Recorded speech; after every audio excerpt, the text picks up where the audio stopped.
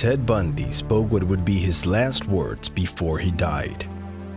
It's important to me, and that people believe what I'm saying, to tell you that I'm not blaming and shape the kinds of violent behavior. There were less than 24 hours to go until his execution, and the notorious criminal explained for the last time what was going through his head when he committed the horrible atrocities that landed him in jail. For the record, you are guilty of killing many women and girls. Is that correct? Yes, that's true. He kept that same attitude that characterized him in front of the cameras during his final hours before facing the electric chair. That of a seemingly gentle man hiding a beast that horrified the United States. Ted Bundy is not just another death row inmate, convicted of 3 murders in Florida, suspected of a great many more in Washington State, Oregon, Utah, and Colorado. Ted Bundy wanted to leave a message before he was executed, which is why he requested to be interviewed by psychologist James Dobson. His idea was to explain what was going through his head during his final moments and to leave a clear representation of who he truly was. What's going through my mind right now is to use the minutes and hours that I have left as fruitfully as possible and see what happens.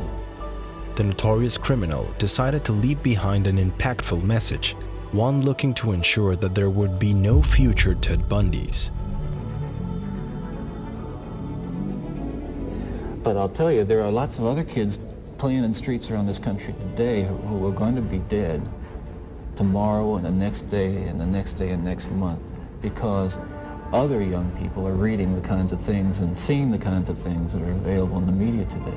Bundy talked about the violence that existed on television and in magazines.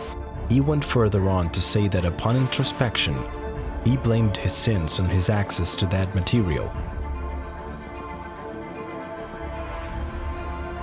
It's hard to say what would have happened if he hadn't been exposed to that, but in his head, that was the most likely explanation.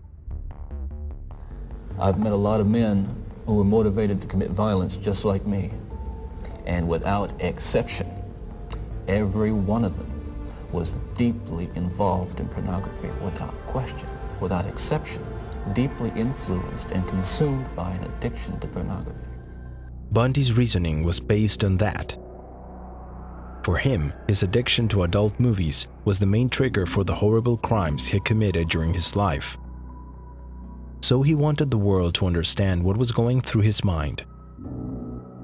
That the FBI's own study on serial homicide shows that the most common interest among serial killers is pornography. Yeah, that's true.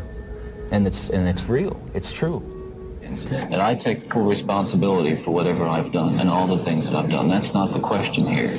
The issue is how this kind of literature contributed and helped mold and shape the kinds of violent behavior. However, that message wasn't the only thing Bundy was trying to communicate. He also wanted to address the families of his victims. His intention wasn't for them to forgive him, but to show them that it was difficult for him to understand the pain that he caused after the horrific acts that he committed. I'm aware that I can't begin to understand the pain that the parents of these children that I have, and these young women that I have harmed feel. And I can't restore really much to them. In this way, calmly, and as he always portrayed himself before the media, Ted Bundy lived out his last hours before facing the electric chair, which marked the end of one of the most recognized criminals on the entire planet. I deserve certainly the most extreme punishment society has, and I think society deserves to be protected from me and from others like me, that's for sure.